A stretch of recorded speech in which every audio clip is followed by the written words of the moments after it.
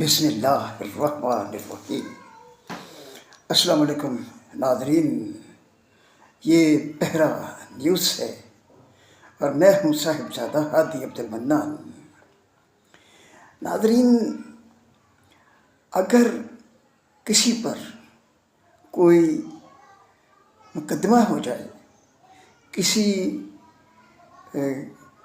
جرم میں وہ ملوث ہو مگر وہ ہو بے گناہ،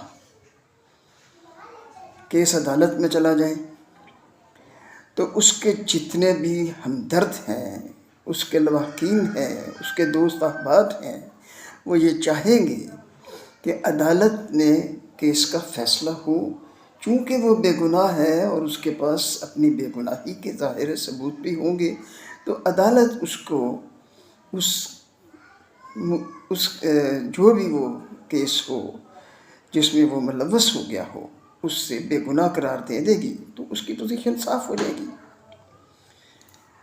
اب ناظرین، اسرائیل کے وزیر اعظم نتین یاہو کرپشن کے کسی مسئلے میں ملوث عدالت میں کیس کیا، تو اس سے پہلے کہ کیس چلتا، امریکہ کے صدر ٹرمپ نے واویلا شروع کر دیا ہے کہ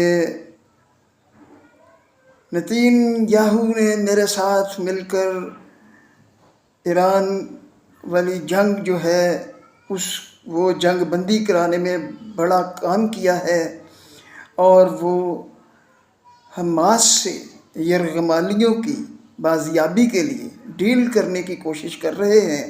اب یہ کیس جو ہے ان کے ڈیل کرنے میں رکاوٹ بنے گا، اس لیے یہ ان کو یہاں سے نکال دینا چاہیے، چھوڑ دینا چاہیے، ان کو جانے دو۔ ان کا مطلب یہ ہے کہ کیس نہ چلے اور عدالت سے باہر اس کا فیصلہ ہو جائے اور مسئلہ حل ہو جائے۔ تو ناظرین، اگر وہ بے گناہ ہیں اور ایسے ہی ملوث ہو گئے ہیں تو پھر یہ خواہش کرنا کیا معنی رکھتا ہے کہ عدالت کیس نہ چلے اور ان کو چھوڑ دیا جائے، ان کو جانے دو، اور کیونکہ انہوں نے بڑے کام کرنے ہیں، انہوں نے بڑے کام کیے ہیں اور بڑے کام کرنے ہیں، اور وہ حماس سے ڈیل کرنے کی بھی کوشش کر رہے ہیں۔ اگر یہ کیس رہا تو وہ کیا عدالتوں میں مارے پھرتے رہیں گے، یہ کام نہ کر سکیں گے؟ یہ کوئی بات ہے؟ اگر وہ ملوث ہو ہی گئے ہیں اور بے گناہ ہیں تو عدالت انہیں بے گناہ قرار دے دے گی، اور یہ خواہش کرنا کہ کیس چلے ہی نہ، ناظرین اس سے آپ خود اندازہ کر سکتے ہیں کہ اس کا کیا مطلب ہو سکتا ہے۔ خیر، دیکھیے کیا ہوتا ہے۔ ناظرین، آئی اے ای کے سربراہ رافیل گروسی کو پر ایران نے پابندی لگا دی ہے کہ وہ ایران کی ایٹمی تنصیبات کا معائنہ نہیں کر سکتے۔ حالانکہ آئی اے کا یہ کام ہے، وہ جہاں کہیں ایٹمی تنصیبات ہوں تو اس کا معائنہ کرنے کا قانوناً اصولاً حق ہے، مگر آخر کیوں ان کو ایران نے ان پر پابندی لگا دی ہے کہ وہ ان کی ایٹمی تنصیبات کا معائنہ نہ کریں؟ ان پر یہ بھی پابندی ہے، ان کو اس بات کی اجازت نہیں ہوگی کہ وہ وہاں نگرانی کے کیمرے لگا سکیں۔ یہ بات ایران کی پارلیمنٹ کے نائب اسپیکر حامد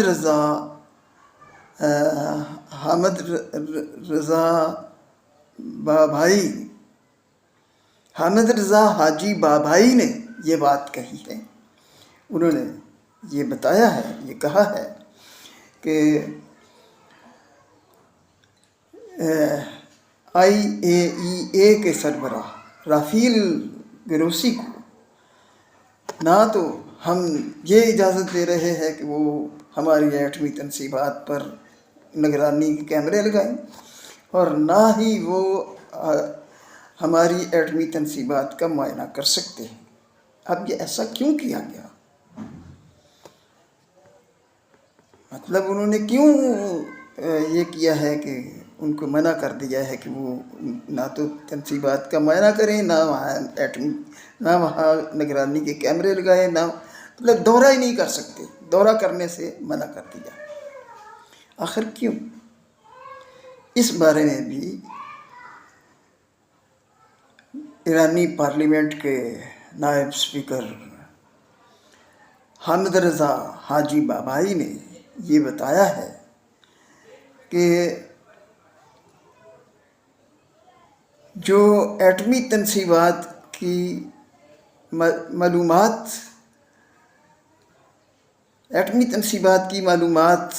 کی دستاویز اسرائیلی حکومت سے ملنے والی دستاویزات میں پائی گئیں۔ اسرائیل اور ایران میں دشمنی ہے، معائنہ کرتا ہے IAEA۔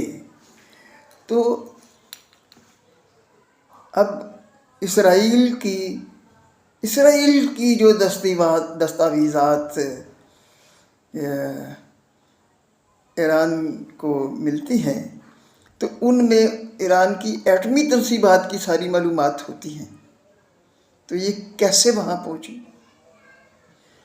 IAEA ہی کے توسط سے پہنچی۔ تو یہ واقعہ جو ہے یہ بہت ہی غیر معمولی واقعہ ہے۔ تو اس سے اندازہ کیا جا سکتا ہے کہ IAEA کا ایرانی حکومت اور IAEA کا کیا مطلب صورتحال ہے، ان کے تعلقات کی صورتحال کیا ہے۔ اچھا، اب ایران کے وزیر خارجہ عباس اراغچی نے یہ کہا ہے کہ ان کا دورہ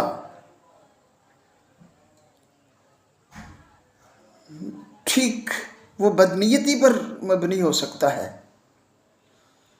وہ اگر دورہ کرتے ہیں تو وہ بدنیتی کی بنیاد پر ہو سکتا ہے، اور ایران کی پارلیمنٹ نے انہیں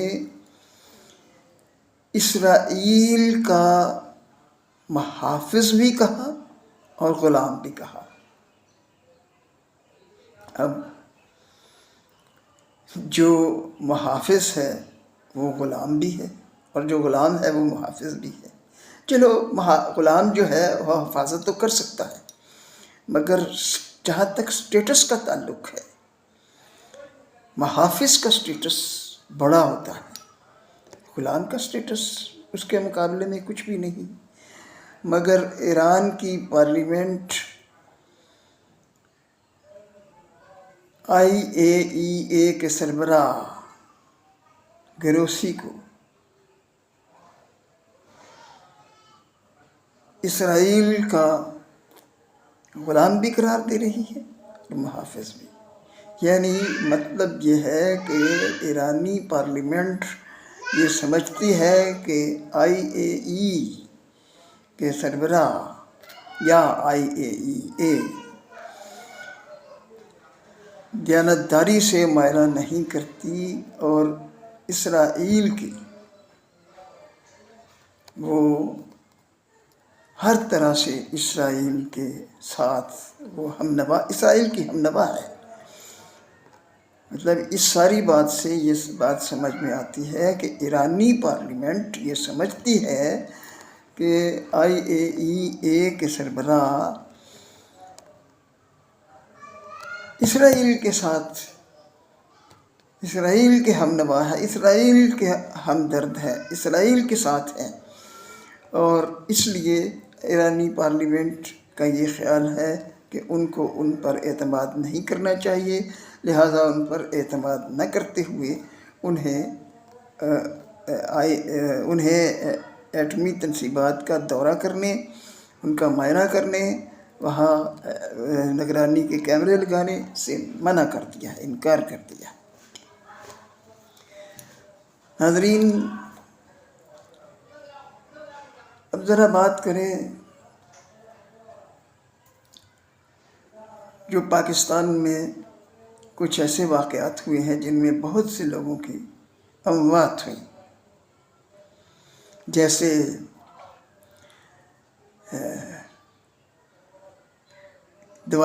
دریائے سوات میں 24 لوگ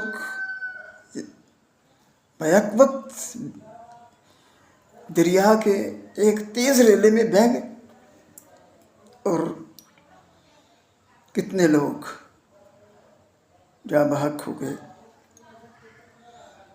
8 لوگ ایک ہی خاندان کے تھے۔ اب اسی طرح سے یہ بھی خبر ہے کہ DHQ ہسپتال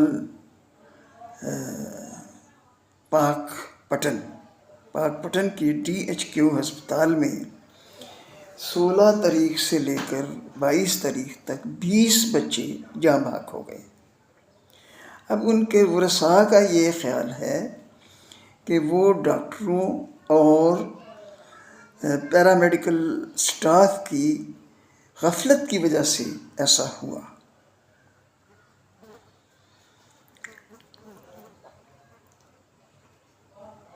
اور اس کے علاوہ یہ بات بھی ہے کہ کراچی میں ان بارشوں میں سیلاب کی کیفیت میں بجلی کا بریک ڈاؤن ہوا، اور وہ 50 گھنٹے، اب ہو سکتا ہے کہ وہ بریک ڈاؤن ختم ہو گیا ہو۔ یہ ویڈیو بنانے کے دوران اس وقت کی معلومات نہیں ہے، اس سے چند لمحے پہلے تک یا آج صبح تک وہ بریک ڈاؤن ختم نہیں ہوا تھا، اور 50 گھنٹے سے وہ بریک ڈاؤن تھا، یعنی کراچی 50 گھنٹے سے اندھیرے میں، اور اس سے پانی کی سپلائی بھی پانی کی سپلائی میں بھی مشکلات پیش آ رہی ہیں۔ تو ناظرین،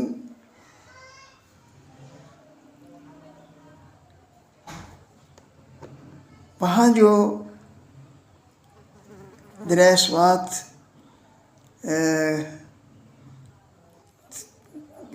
پر جو متعلقہ ذمہ دار لوگ تھے، ان کی نااہلی کی وجہ سے اتنے لوگوں کی جانیں گئیں، اور DHQ ہسپتال پاک پٹن میں 20 بچے جاں بحق ہوئے۔ وہ بھی ان کے ورثاء کا دعویٰ ہے کہ یہ ڈاکٹروں اور پیرامیڈیکل سٹاف کی غفلت سے ہوا۔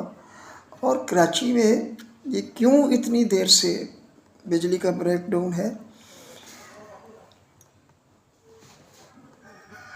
یہ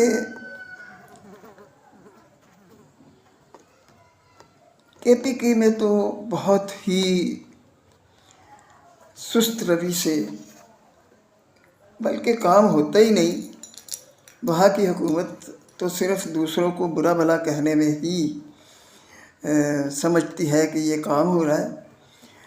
یہاں تو کام ہوتا ہے، مگر کچھ ادارے لاپرواہی کا شکار ہوتے ہیں، ان کو نہیں ہونا چاہیے۔ تو یہ بات جو ہے یہ غور طلب ہے کہ اس طرح کے واقعات کیوں ہوتے ہیں، یہ نہیں ہونے چاہیے۔ تو متعلقہ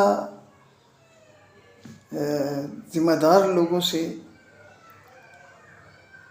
درخواست ہی کر سکتے ہیں کہ وہ اپنی ذمہ داریوں کو محسوس کیا کریں، اور بر وقت جو ضروری اقدام ہے وہ کیا کریں۔ ناظرین، آج کے ویلاگ میں اتنا ہی۔ جانے سے پہلے آپ سے درخواست ہے کہ ہمارے چینل کو سبسکرائب کر لیجیے، بیل آئیکن کو پریس کرنا نہ بھولیے، تاکہ جب ہم کوئی بھی ویڈیو اپلوڈ کریں تو وہ سب سے پہلے آپ کو ملے۔ اور اگر باتیں آپ کو صحیح لگی ہیں، اچھی لگی ہے، تو لائک بھی کیجیے اور شیئر بھی کیجیے۔ ناظرین، آپ کا بہت شکریہ۔ اللہ حافظ۔ السلام علیکم ورحمۃ اللہ وبرکاتہ۔